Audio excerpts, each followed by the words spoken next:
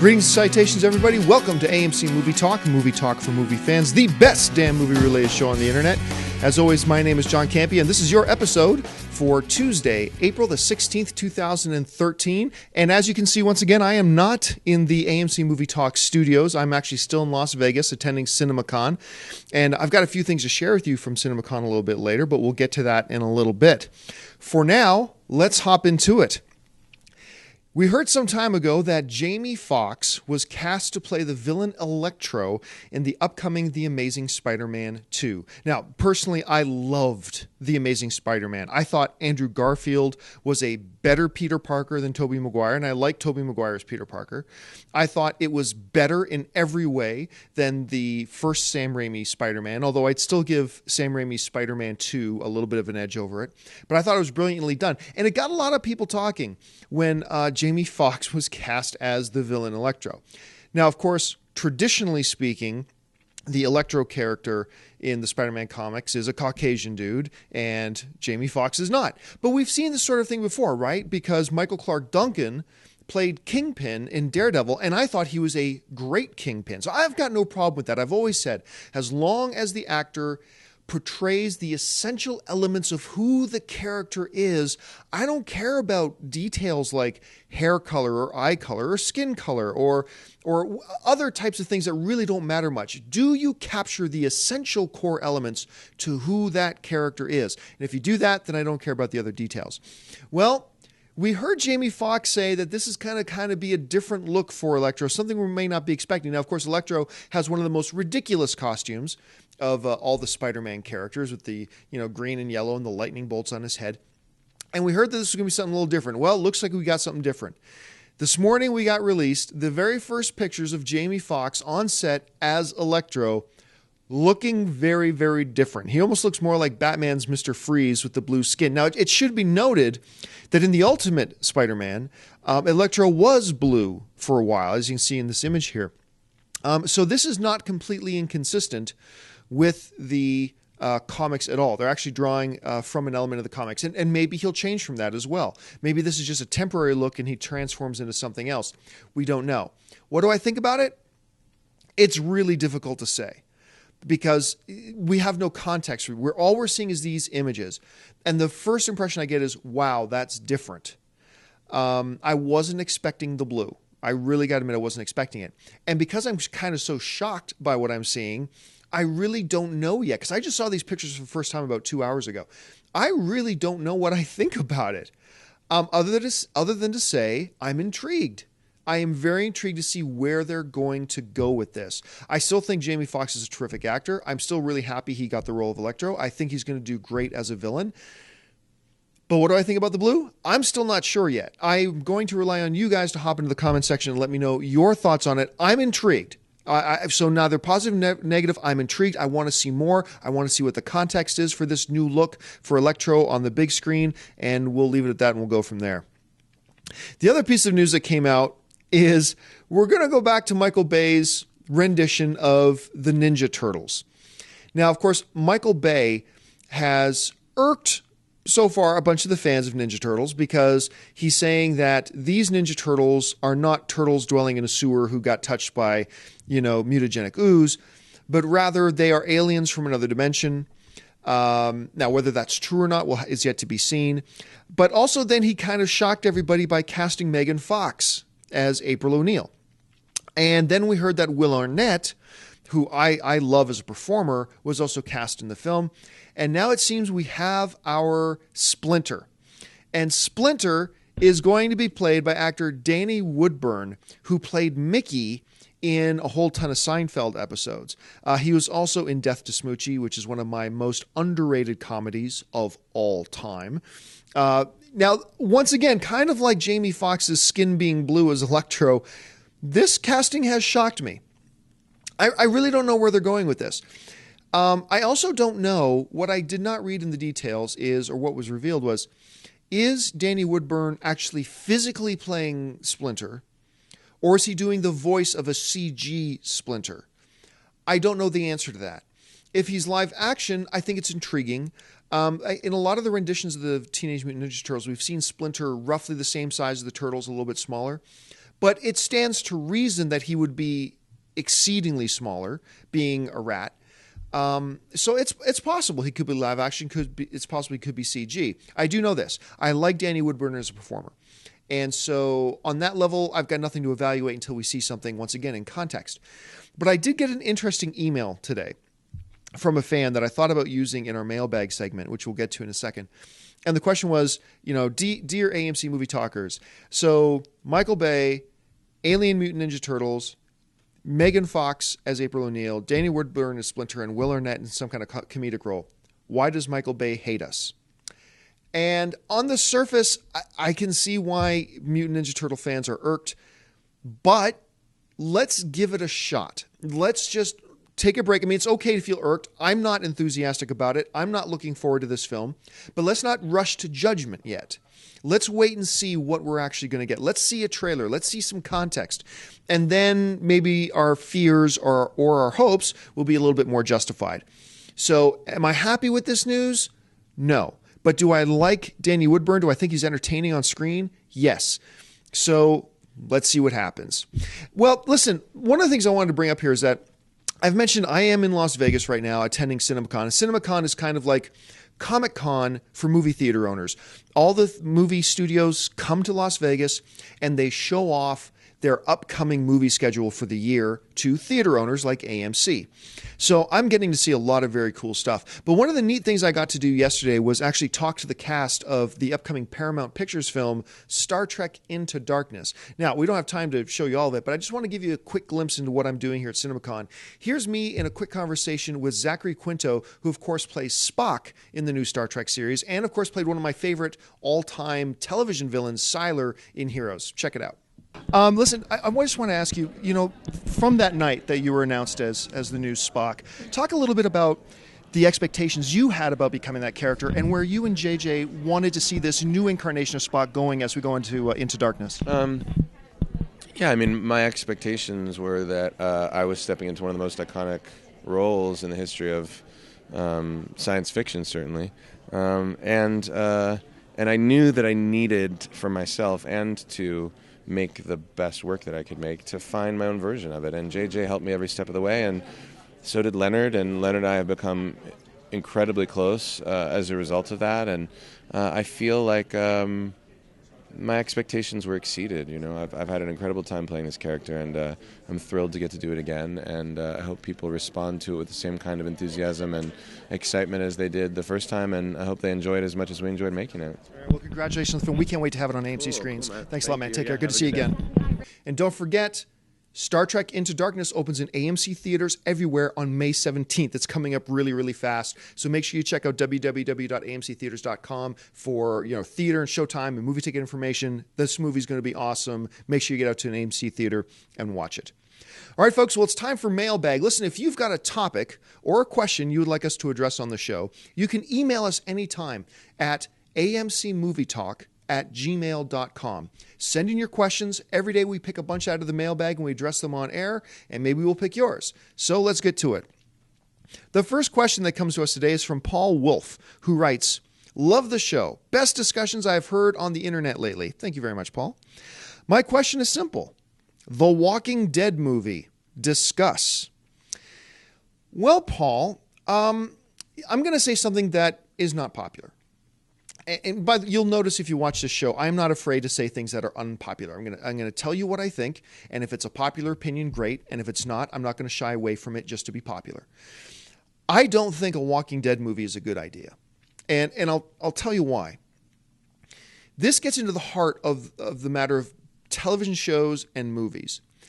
Movies and television shows, each of them have their distinct weaknesses. Each of them have their distinct advantages. The reason I don't think a Walking Dead movie would work isn't because I don't think it's popular enough as a TV show. I think it has popularity, and I think on that level it could attract enough interest to be a modestly successful movie. Could it be a very good movie? I think it could be. I think it could be a very good movie. Could be. Potential. But here's the problem. I don't think Walking Dead TV show fans would end up liking a movie version, and here's why. One of the strengths and weaknesses of a television show is that if you want to follow it, you actually have to commit an hour out of your week for a year or 2 years or 3 years to really follow the story, really get what the writers are going for and all that kind of jazz. The advantage is you have a very long time to do lots and lots of character development, lots and lots of story building, lots and lots of... You can pack it a lot because you have, instead of, 2 hours of screen time, you have 10 hours of screen time per season. And then, 20 hours and 30 hours if you go through. So you got a lot of time to develop that, and that's the advantage. Of course, the big drawback is that you have to have your fans commit to following for that long. Can you imagine a movie and saying, hey, go watch a movie for 22 hours? It may not fly so well. And so you have this strength and weaknesses. And the reason I believe a Walking Dead movie wouldn't really work is because I think the Walking Dead fans of the TV show are accustomed to seeing a certain pace to that show. It's in its, third or getting ready to go into its fourth season now. It has a distinct pace. It can go very slowly because it can, and it can develop this stuff. And I think that's one of the aspects that I think a lot of the fans of the TV show appreciate. If you were now to suddenly take that and transfer it into a movie where they've got, 110 minutes to tell a complete self-contained story. And by the way, if you're going to do a movie version, you can't just assume everybody is a TV fan. You have, because they'll maybe represent maybe 20% of the movie-going audience who are going to go see it. You have to make a movie that catches everybody who knows nothing about the TV show up to speed, and then try to tell a full self-contained story when they're used to taking 10 episodes to tell one story.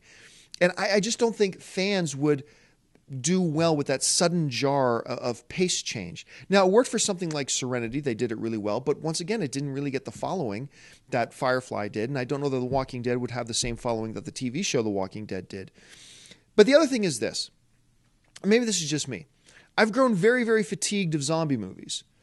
And that doesn't mean I'm sick and tired of them, but I'm fatigued. I feel like I need a break. And we've got World War Z coming out. And I am excited about that. I want to see it. But here, answer me this.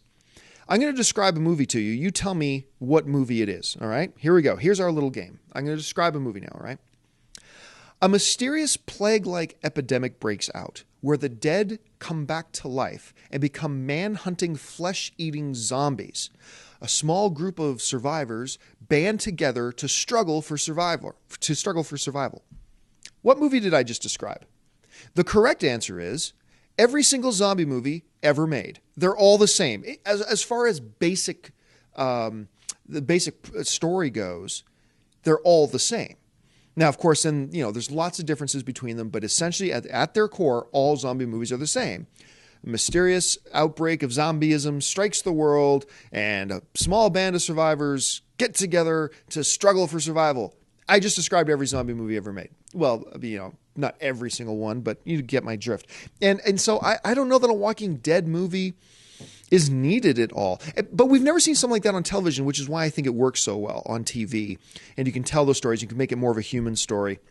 And I just don't think you can do that with a movie. So my personal opinion is leave Walking Dead on TV. I don't know that it would work as a film. That's just my opinion. If you have a different opinion, I'd love to hear it. Write it in the comments section below. All right, the next question comes to us from Ralph S., who writes, "Hi, everybody. Love getting all the newest info on all the upcoming movies. My question is this. I've read that Rose McGowan was working on a couple of remakes like Red Sonja and Barbarella. I know for a fact that there was a poster out for Red Sonja. Is Miss McGowan still working on these two flicks, and are they dead in the water?" Very good question. And you're right. I remember at Comic-Con a couple of years ago, Robert Rodriguez, who I believe was dating Rose McGowan at the time, was going to be working on doing a Red Sonja remake. And they even put together a poster to promote the idea of Rose McGowan as Red Sonja. But I believe as their relationship fell apart, I believe the movie fell apart. I don't think one has anything to do with the other. I'm just joking around here. But I think the project did fall apart. Now, I was with Rose McGowan about a year ago, around when Conan was coming out. Of course, she plays the witch in Conan. And I just briefly asked her, hey, any life still in, I didn't ask her about Barbarella, but I did ask her about Red Sonja. And she goes, who knows? I believe that probably means no. I don't think there's any life left in it. Rose McGowan, at the time that the whole Red Sonja thoughts came up, Rose McGowan was a much more popular actress as opposed to right now. So there was some oomph behind the idea of her doing Red Sonja. I don't think that exists anymore. I could be wrong, but as far as I know, there are no plans for the Red Sonja remake to actually happen, at least not with Rose McGowan. But who knows? Let's see what happens in the future. The next question comes from David Pollock, who writes, "Hey guys, love the show. New fan." Thanks a lot, David. I was wondering if we will see the Dinobots in Transformers 4 the movie. I think they should bring the Dinobots to the live action screen because they are big fan favorites. But what do you guys think? Man, look, as a kid who grew up feeding on Transformers, there's nothing that would probably geek me out more than seeing a Grimlock, on the big screen, or seeing Slag or Sludge or Swoop or any of the other ones they brought out in the future stuff. I didn't follow the future things like Beast Wars. I didn't follow that stuff. I don't know how it would work though for people who weren't fans of the original cartoon show like you and me. I don't know how a dumb me Grimlock kind of character would work for the average movie-going audience.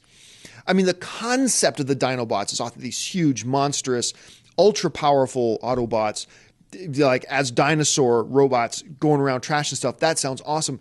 But if you're going to keep the fans happy, you got to make them pretty stupid. And I think that would just come across silly. And Transformers, the series so far, has done a pretty poor job. I love the first Transformers movie, but they've done a pretty poor job of being really silly and dumb with their characters. Like the twins is the first thing that comes to mind. Those were god-awful and insulting. I hated those so much. Like your super advanced, mega advanced technology robots, and they're that stupid they can't read, they're illiterate. Like it just didn't work for me. And I don't think doing something like Dinobots, if you're going to stay true to who the Dinobots are, and have them really dumb, I think the average, while Transformers fans like you and I of the cartoon would probably revel in it, I think the vast majority of the audience would think this is really stupid, especially in the context. Maybe if Transformers, the movies, hadn't already done so much stuff with stupid robots, the little leg humping robot, the twins, I've already referenced these things.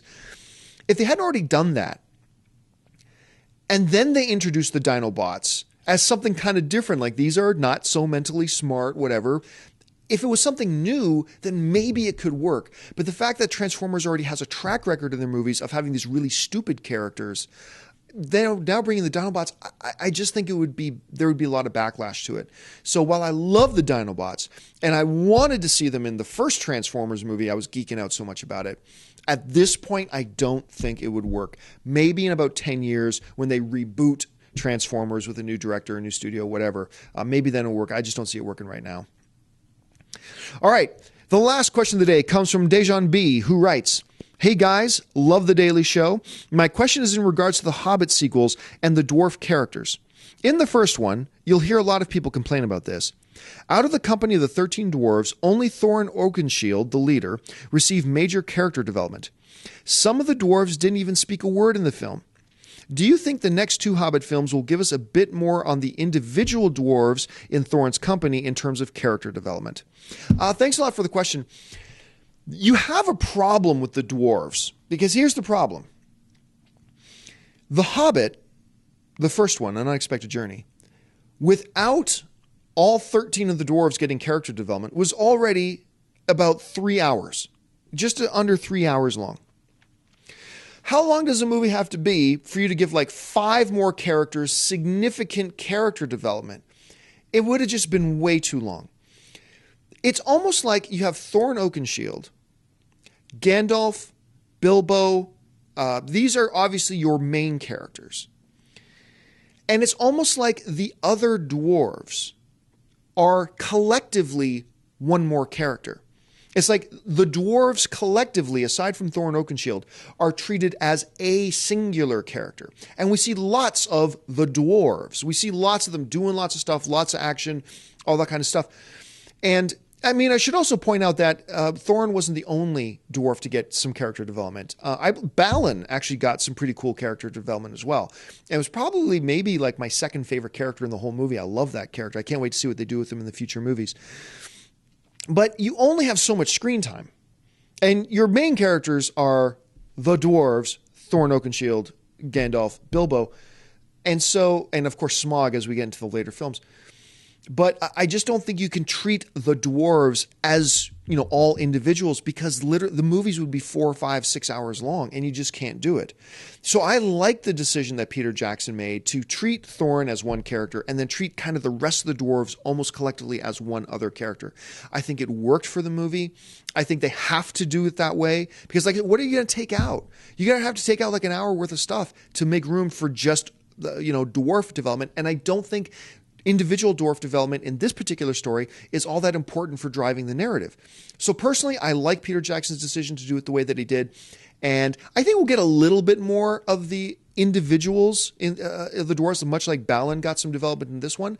But I don't think en masse we're going to see all of them become significant major characters. I don't think they have time for it. I don't think they can do it. And I don't think they should do it. Just my opinion. Once again, if you disagree, I'd love to hear your thoughts. Leave them in the comment section below. All right, folks, well, that'll do it for me. I'm all out of time. But listen, while I've got you, and before you do anything else, take a second, click that subscribe button. A lot of people email me and say, John, how can we support the show? The best way you can support our show is not by sending us money. We don't need money. Click the thumbs up button and then click that subscribe button. Become a subscriber to our AMC Movie News YouTube channel. It will keep you up to date on everything going on in the world of movie news and, of course, our daily AMC Movie Talk show. Make sure you like us on Facebook at facebook.com/AMC Theaters. Follow us on Twitter at twitter.com/AMC Theaters. Like I said, go out and see a movie tonight. Head on over to www.amctheaters.com, the absolute best movie-going experience for all your theater, showtime, and, of course, movie ticket information. And listen, if you want an audio-only version of the show, jump down into the description notes, and you'll find links to our iTunes and our Stitcher radio. And once again, click that subscribe button. That'll do it for me. I'm all at time from Las Vegas at CinemaCon. I'm having a great time here. I'm going to share more stuff with you as the week progresses. And, of course, I'll be back in the AMC Movie News studios next week with the rest of the gang. But thank you for joining me. Until then, my name's John Campia for AMC Movie News. Bye-bye.